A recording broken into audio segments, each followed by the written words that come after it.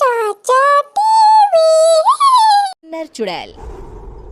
गोरखपुर नाम का एक गांव हुआ करता था।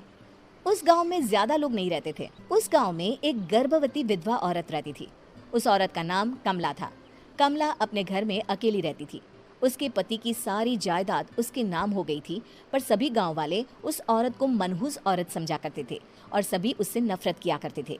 एक बार कमला राशन की दुकान पर खाने का सामान खरीदने जाती है। भैया जी, जरा 1 किलो दाल चावल देना। अरे हाय हाय हाय हाय हाय! अरे मनहूस औरत, मेरी दुकान में अपशुगन करवाने आ गई क्या? हैं? चल जा यहाँ से।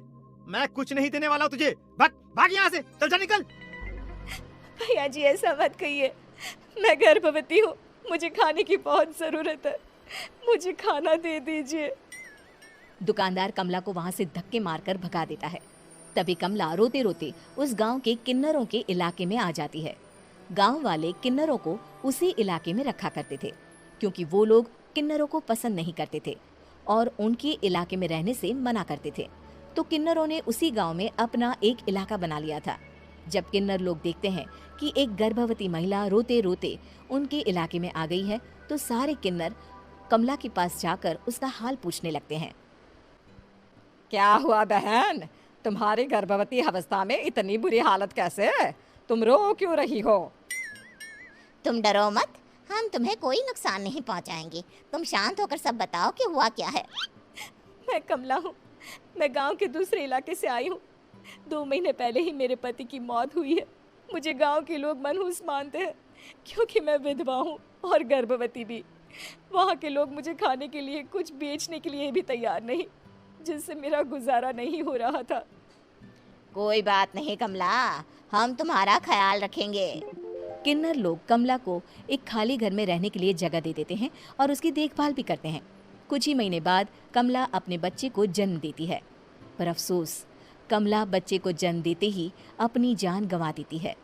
जब सब किन्नर बच्चे को देखते हैं तो बहुत खुश हो जाते हैं, क्योंकि वो बच्चा भी किन्नर ही था। कमला ने एक किन्नर बच्चे को जन्म दिया था। अब इस बच्चे की देखभाल कौन करेगा? हम तो इस बच्चे को गांव के दूसरे इलाके में भी नहीं भेज सकते। और तो क्या हुआ, इस बच्चे की माँ नहीं रही तो हम इसे पालेंगे।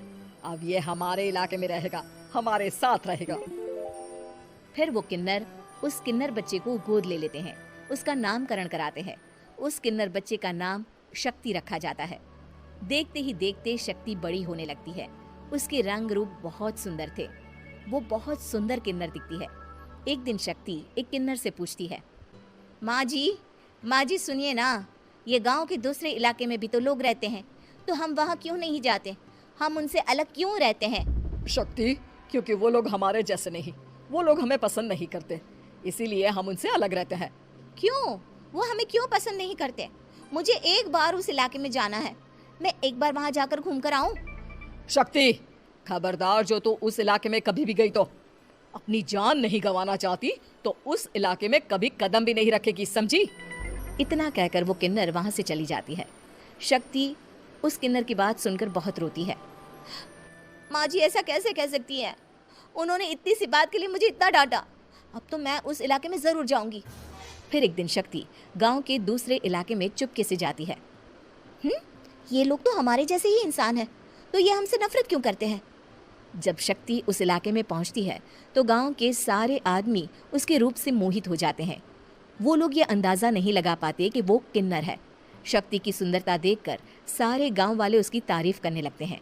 तभी गांव का चक्कर लगाने गांव के जमींदार का बेटा हर्ष वहां पहुंचता है। हर्ष भी दिखने में बहुत सुंदर होता है।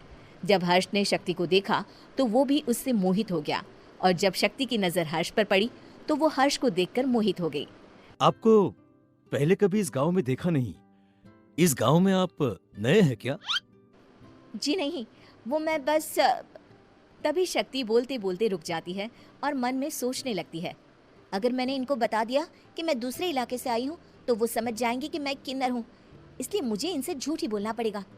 शक्ति हर्ष को कहती है, जी हाँ, मैं इस गांव में नई आई हूँ, यहाँ अकेली रहती हूँ। वैसे आप कौन है? आप भी इसी गांव में रहते हैं? जी हाँ, मैं इस गांव के जमींदार का बेटा हूँ। आपको किसी भी चीज की जरूरत पड़े तो आप मुझे बता देना, मुझे अच्छा लगेगा। ऐसे ही शक्ति और हर्ष एक दूसरे से रोज मिलने लगते। वो दोनों अपने प्यार का इजहार करने एक दूसरे से मिलने जाते हैं। तभी शक्ति का पीछा करते करते एक किन्नर वहां आ जाती है। शक्ति, शक्ति, मैं तुमसे बहुत प्यार करता हूँ। मैं तुमसे शादी करना चाहता हूँ।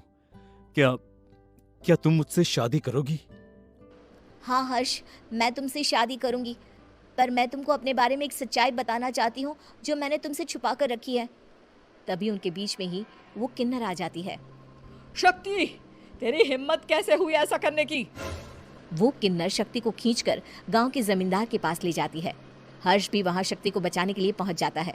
जमींदार शक्ति और हर्ष के प्यार के बारे में सुनकर गुस्से में आ जाता है और शक्ति को गांव के बाहर निकालने की सजा देता है। शक्ति ये बात सहन नहीं कर पाती और कुएं में कूदकर अपनी जान दे देती है। जमींदार हर्ष की शादी गांव की एक लड़की से करवा देता है, पर हर्ष इस शादी से खुश नहीं होता। शक्ति अपना बदला लेने के लिए मरने के बाद किन्नर चुड़ैल बन जाती है। अब मैं इन गाँव वालों को नहीं छोड़ूंगी, अब इनसे मैं अपने प्यार का बदला लूंगी। किन्नर चुड़ैल गांव वालों को परेशान करना शुरू कर देती है। एक बार वो रात को गांव के खेतों में पहुंच जाती है और वहां आग लगा देती है। सारी फसल जल के राख हो जाती है। जब एक आदमी रात को उठकर देखता है कि खेत में आग लग गई है तो वो वहां पहुंच जाता है। वो देखता है कि खेतों के बीचों बीच एक किन्नर चुड़ैल खड़ी है और वहां खड़े होकर ताली बजा रही है। गांव वाला किन्नर चुड़ैल को देखकर बेहोश हो जाता है। जब सुबह उस आदमी को होश आता है तो वो सीधा जमींदार के पास जाता है। अरे जमींदार साहब, अरे वो किन्नर चुड़ैल ने मेरी सारी फसल जला दी।